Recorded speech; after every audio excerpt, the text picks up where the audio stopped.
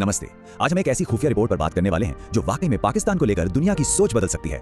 और सारी कहानी आप समझिए बस इसी एक सवाल के इर्द गिर्द घूमती है। एक ऐसा सवाल जो अब सीधे सीधे अमेरिकी इंटेलिजेंस की गलियों से उठ रहा है। तो इस पूरी हलचल के बीच में कौन है? वो है अमेरिकी इंटेलिजेंस ऑफिसर तुलसी गबार्ड। उन्होंने अमेरिकी कांग्रेस के सामने एक ऐसी वार्निंग दी जिसने पाकिस्तान की ताकत पर एक नई ही बहस छेड़ दी है। ये देखिए, उनका सीधा सीधा बयान है जो इस पूरी चिंता की जड़ है। सोचिए, जब एक इतनी बड़ी इंटेलिजेंस ऑफिसर कांग्रेस के सामने ये बात कहती है तो वो सिर्फ एक अंदाजा नहीं होता, ये एक बहुत ही गंभीर चेतावनी होती है। अच्छा, आगे बढ़ने से पहले ये समझना बहुत जरूरी है कि ये आईसीबीएम आखिर है क्या भला।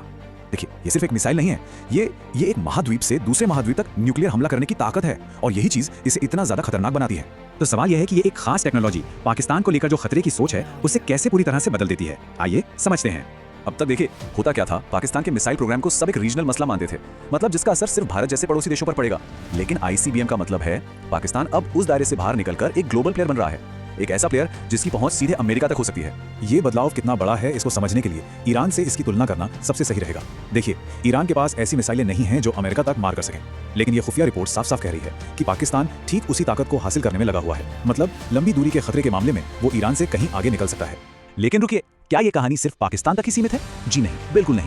पाकिस्तान जो कर रहा है वो असल में एक बड़े ग्लोबल ट्रेंड का हिस्सा है और इस रिपोर्ट में इसी की तरफ इशारा किया गया है। रिपोर्ट के मुताबिक रूस, चीन, नॉर्थ कोरिया, ईरान और पाकिस्तान ये सभी देश इसी तरह के advanced long range missile technology पर काम कर रहे हैं।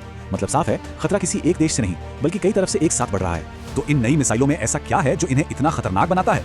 असल में ये तीन चीजों का एक डेडली कॉम्बिनेशन है। पहला, ये न्यूक्लियर हथियार ले जा सकती हैं। दूसरा, इनके पास बचने के लिए एडवांस सिस्टम्स हैं। और तीसरा और सबसे जरूरी, इन्हें खास तौर पर अमेरिकी डिफेंस सिस्टम को चकमा देने, उसे भेदने के लिए ही बनाया जा रहा है। चलिए अब इस विश्लेषण के आखिरी और शायद सबसे चौंकाने वाले हिस्से पर चलते हैं, यानी अगले एक दशक में ये खतरे कितने ज्यादा बढ़ने वाले हैं। ये जो आंकड़े हैं ना, ये अपने आप में पूरी कहानी कह देते हैं। तुलसी गबार्ड की रिपोर्ट के हिसाब से 2025 तक दुनिया में करीब 3000 ऐसी मिसाइलें होंगी जो अमेरिका तक पहुंच सकती हैं।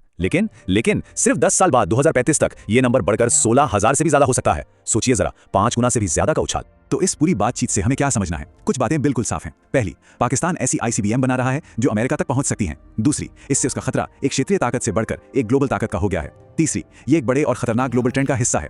और चौथी, आने वाले दशक में ऐसे हथियारों की संख्या में जबरदस्त बढ़ोतरी होने वाली है। और ये सब हमें एक बहुत ही बड़े सवाल पर लाके खड़ा कर देता है कि जब दुनिया में वैश्विक हमला करने की ताकत रखने वाले देश बढ़ते जा रहे हों, जब 16,000 से ज्यादा ऐसे खतरे मौजूद हों, तो अंतर्राष्ट्रीय सुरक्षा और शांति के लिए हमारी रणनीतियों को किस तरह बदलना होगा? ये एक ऐसा सवाल है जिस पर हम सबको सोचना ही पड़ेगा। Subscribe our channel, more informative videos.